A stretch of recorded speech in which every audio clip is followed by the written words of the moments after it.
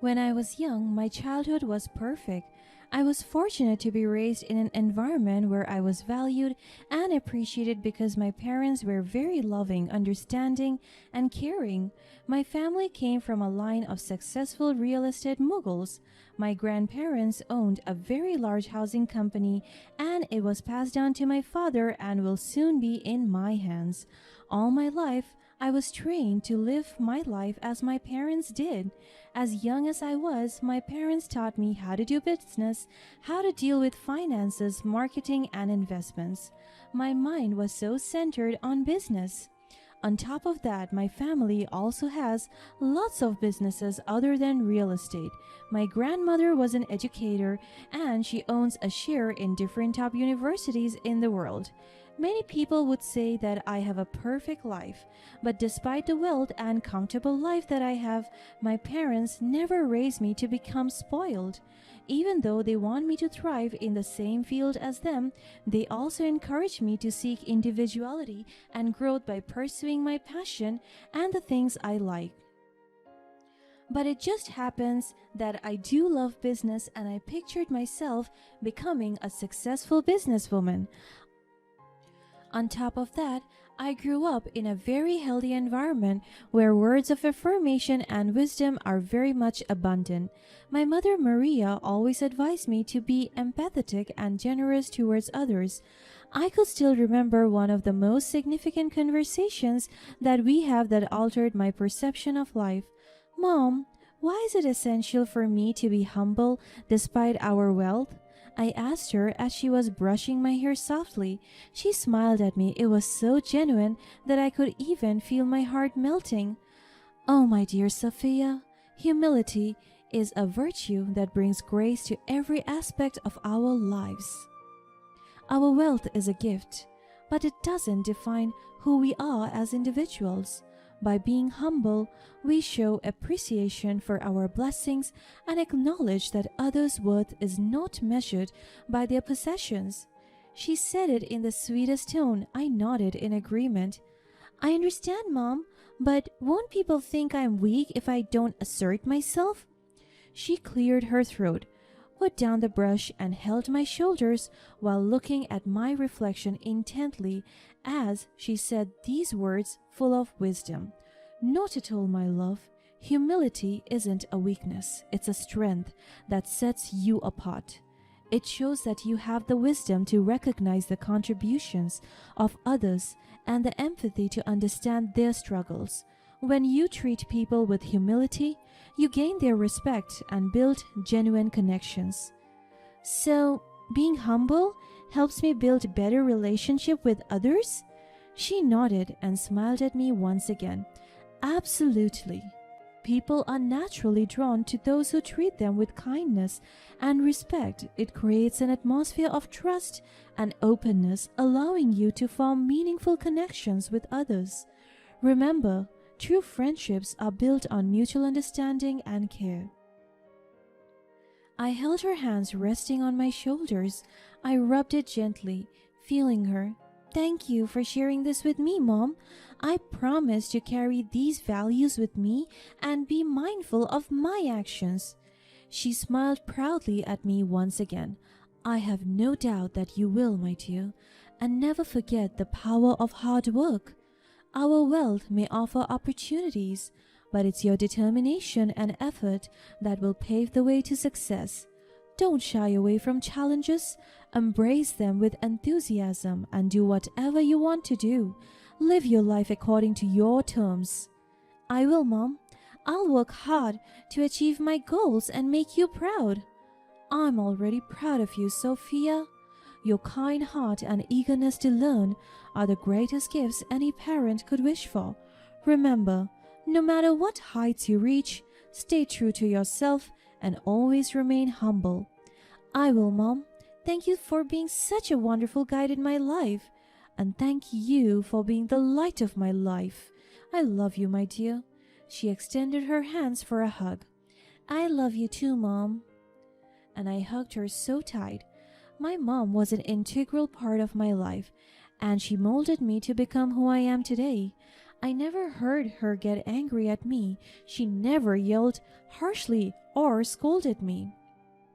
But instead, she talked to me with love and respect. I loved her so much that it took me many years to recover from her sudden death. Her illness crept in and took over her body. I was 13 at that time and I couldn't see myself without my mother. And when the doctors declared that she was dead, the entire hospital saw how bad my breakdown was. I cried and cried that I even wanted to hug my mother's dead body. I was so devastated. I felt like my world crumbled. But I listened to her. All of her advice, I kept them alive in my heart. I followed what she said. I humbled myself and I started to give out to people resources and my gift.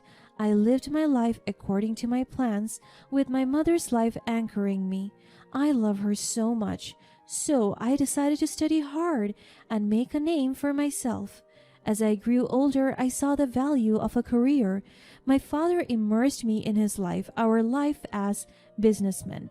And as I grew older and as I lived out my life in the serene beauty of the province, I had never given much thought to pursuing higher education. My family's real estate business provided stability and comfort, making me feel that my future was already set in stone. The idea of college seemed unnecessary, and I was content managing our family's affair in the tranquil surroundings of our hometown. So, as soon as I graduated high school, I started to focus my attention, exert all my efforts on my business. In the business field, there was no discrimination. They won't criticize me for having no degree. It was all about determination and hard work. However, life has its way of presenting us with unexpected opportunities and challenges. As I watched the real estate market evolve and new possibilities arise, I felt an undeniable urge to explore the vast potential of the city. The decision to move away from the familiar surroundings of my upbringing was daunting, but I knew deep down that I wanted to make a mark beyond the boundaries of my provincial haven. It became my safe space for so long, and I feel like it's giving me the comfort to not seek growth.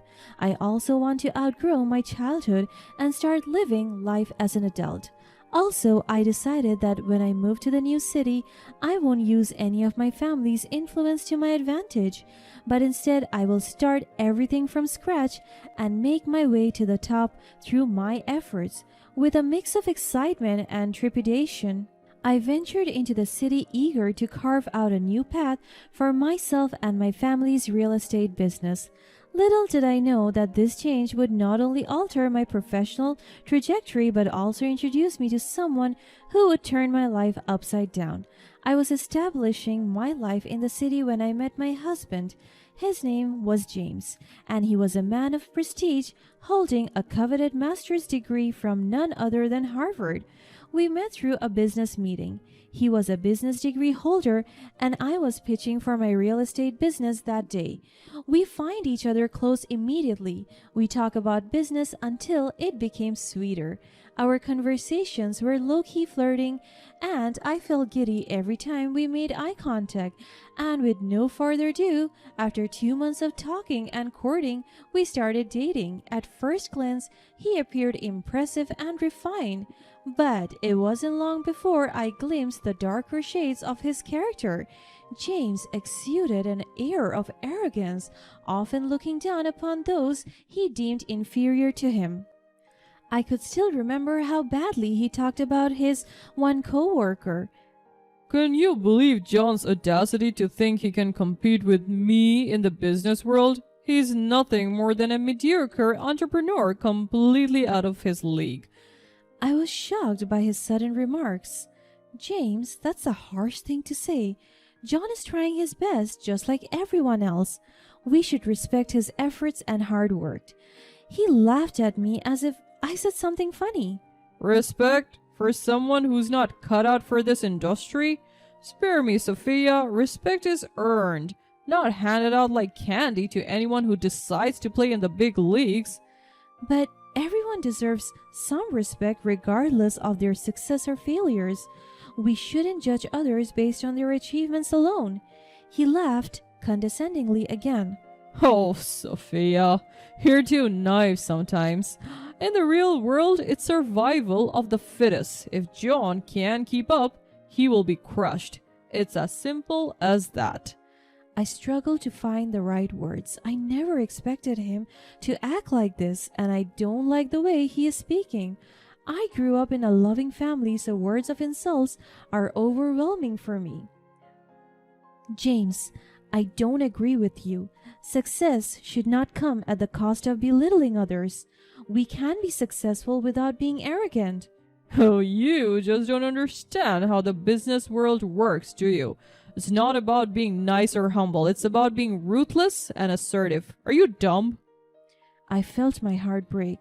No, James, I refuse to accept that. I believe in being ambitious and driven, but not at the expense of kindness and compassion. There is a way to succeed without tearing others down. Suit yourself, Sophia, but mark my words, those who are weak will always be left behind. I don't see strength in arrogance, James. True strength lies in lifting others, not pushing them down. Whatever. You can believe what you want, but it won't change how the world works. Maybe not, but it can change how we approach it.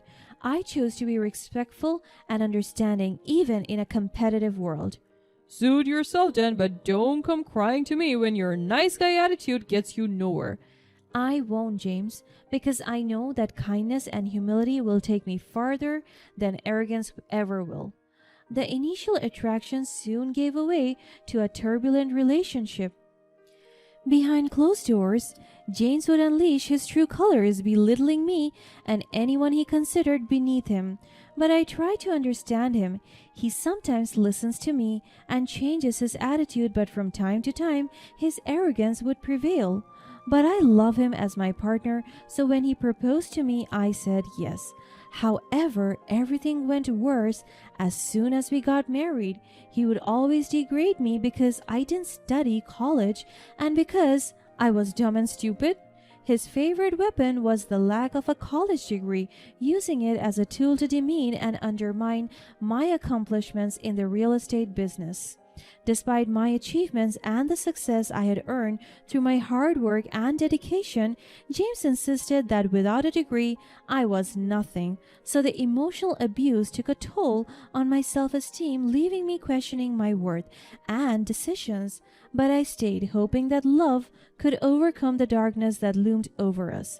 Unfortunately, love alone couldn't fix the shattered trust caused by his infidelity, a hurtful pattern I discovered repeated several times. One fateful night, his insults reached an unbearable crescendo, cutting through me like a knife. In a moment of defiance, I responded with sarcasm, asking him, "Are you sure?" The weight of my question lingered in the air, creating a rift that would soon widen beyond repair. "James, I can't believe you're still treating me like I'm nothing just because I don't have a degree." Oh, come on, Sophia. You know very well that a degree holds value in the real world. It opens doors and provides credibility. I have worked hard in the real estate business and my success speaks for itself. I don't need a piece of paper to prove my worth. Oh, success? Please, you're just dumb. My tears fell from my cheeks. That's not fair, James. I have put in the effort to learn, grow, and build this business. It's cute how you try to justify your lack of education, but let's face it, without a degree, you will always be playing catch up. You don't understand the passion and dedication I have for this business. You keep belittling me, but you forget that we were once partners, supporting each other. My entire body was trembling in pain. I don't know him anymore. Partners, you were just lucky to have me by your side. Without my advice and guidance, you wouldn't have achieved half of what you did. Your ego knows no bounds, James. You used to inspire me, but now all you do is tear me down.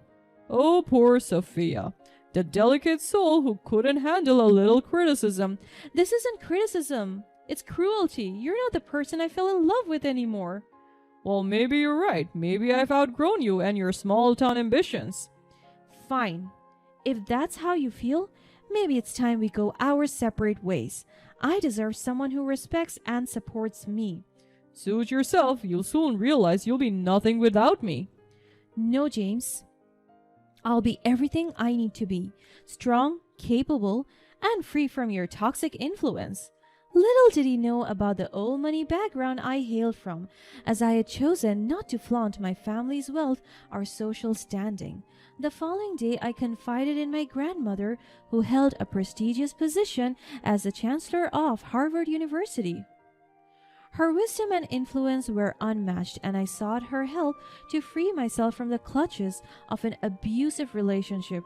With a heavy heart, I revealed the painful truth about my marriage to James and the emotional torment I had endured. My grandmother, a fierce protector of her family, took immediate actions. She wielded her power discreetly, ensuring that James's records at Harvard were revoked, rendering his precious degree meaningless. Without the golden ticket that once defined him, James's life spiraled into chaos. He lost his job, his reputation was tarnished, and he found himself facing the consequences of his actions. My revenge wasn't a vindictive scheme. It was an act of self-preservation, breaking free from a toxic cycle that threatened to consume me. As the dust settled, I found solace in my real estate business, which flourished in the absence of James's negativity. My passion and drive for success grew exponentially, and I embraced my independence with newfound appreciation. Beyond my professional achievements, I embarked on a journey of personal growth. I sought healing through therapy, surrounded myself with a supportive network of friends and mentors, and focusing on nurturing my passions, including painting. Art became a medium through which I expressed my emotions, and I held an exhibition that not only showcased my talent, but also raised awareness about the plight of emotional abuse survivors. As the years passed, I transformed from a wounded soul into a woman with strength, resilience, and self-love. My real revenge was not in destroying James, but in rising above his toxicity, reclaiming my identity, and embracing my worth as more than just a degree or title. Today, I stand tall, a testament to the power of resilience and the triumph of the human spirit. My Harvard graduate husband may have once claimed that I was nothing without him, but I have proven that I am everything I need to be. A woman who holds her head high, unshaken by the judgment of others, and fiercely committed to creating her destiny. The road to recovery was not without its challenges, but with each step, I felt stronger and more determined than ever before. Embracing my worth and shedding the shackles of James's abuse became a personal crusade, not just for me but also for others who might be facing similar struggles. Drawing from my own experience, I decided to establish a foundation to support survivors of emotional abuse. I named it Rise Above, a symbol of empowerment, resilience, and triumph over adversity. Through the foundation, we offered counseling, legal assistance, and financial support to those in need. I knew that I couldn't undo the pain I endured, but I could make a difference in the lives of others. As the foundation gained momentum, the media caught wind of our cause, and I found myself sharing my story publicly. It was both liberating and terrifying, bearing my soul to the world. However, I realized that my vulnerability was a source of strength, and my willingness to speak out inspired countless others to find their voices. One particular interview caught the attention of a prominent publisher who saw the potential for a powerful memoir. With the opportunity to share my journey on a broader scale, I decided to write a book. It was a cathartic experience, revisiting the darkest moments of my past while also celebrating the resilience that carried me through. The memoir, titled Beyond Degrees, became a bestseller, resonating with readers around the world. Its message of hope and empowerment struck a chord with countless individuals who had endured their battles with abuse, academic pressure, or societal expectations. The success of the book opened new doors for me, allowing me to speak at conferences, seminars, and workshops, where I shared my story as a motivational speaker. As the years passed, Rise Above flourished, and the foundation's impact grew exponentially. The support it provided transformed lives, and I reveled in the knowledge that my pain had not been in vain. The royalties from my book and speaking engagement further fueled the case, allowing us to expand our reach and help more survivors reclaim their lives. Beyond the foundation's success, my real estate business continued to thrive, reaching unprecedented heights. With a newfound sense of purpose and self-assurance, I spearheaded innovative projects that brought immense success, earning recognition and accolades in the industry. Amidst it all, I found love again, genuine, tender, and respectful. Chris, an architect with a heart of gold, walked into my life unexpectedly. He showed me what true love meant, supporting my endeavors and encouraging me to be the best version of myself. Together, Chris and I dedicated ourselves to philanthropy, combining our resources to create positive change in the world. We supported causes dear to both our hearts, leaving behind a legacy of compassion and empowerment. Looking back, I realized that my journey was not just about revenge or liberation. It was about transformation and embracing the person I had always been, even when others failed to see it. I discovered that my value wasn't tied to titles or degrees, but rather to the love and compassion I shared with others, the impact I made on lives, and the resilience that allowed me to rise above challenges. Today, I stand tall, not as a victim or a survivor, but as a conqueror of my destiny. My Harvard graduate husband once told me that I was nothing without him, but he couldn't have been more wrong. I am everything I need to be and more, a beacon of hope, a champion of self-worth, and a testament to the strength of the human spirit. In the end, I found that the most profound revenge was not in seeking retribution against James, but in becoming the person he could never comprehend, a woman who had turned her pain into power, her scars into stars, and her past into the foundation of a brighter future for herself and others.